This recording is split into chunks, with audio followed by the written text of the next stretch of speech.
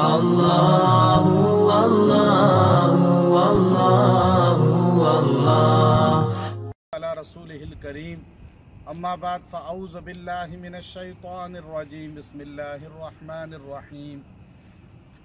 آپ کو درود شریف کے حوالہ سے ایک خاص عمل مجرب دینا ہے۔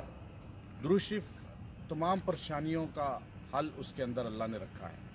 انسان کسی بھی مقصد کے لیے درود شریف کو پڑھے، اللہ تبارک و تعالی اس کے تمام مقاصد کو حل فرما دیتے ہیں۔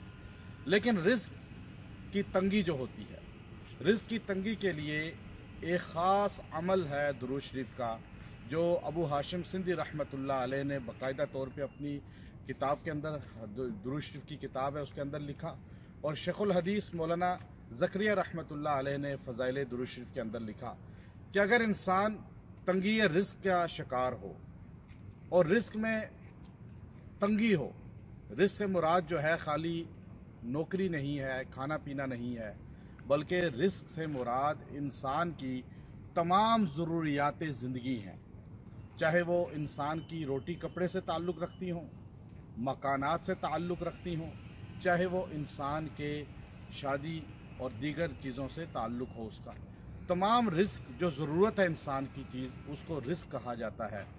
اس میں تنگی ہو تو یہ درود شریف وہ انسان کثرت کے ساتھ پڑھے۔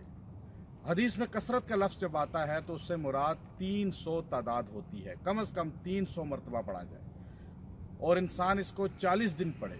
وہ درود شریف کیا ہے؟ اللہم صلی علی محمد عبدک و رسولک وصلی علی المؤمنین والمؤمنات والمسلمین والمسلمات۔ یہ درود شریف اگر انسان 300 مرتبہ 40 دن پڑھے، عشاء کے بعد اللہ تبارک و تعالی اس پہ رزق کی وسعت کر دیتے ہیں اور اس کو عزت اور ترقی عطا فرماتے ہیں۔ یہ حدیث کی کتاب کے اندر درود شریف جامع موجود ہے، اس کا اہتمام کریں۔ وآخر دعوانا ان الحمد للہ رب العالمین۔ اللہ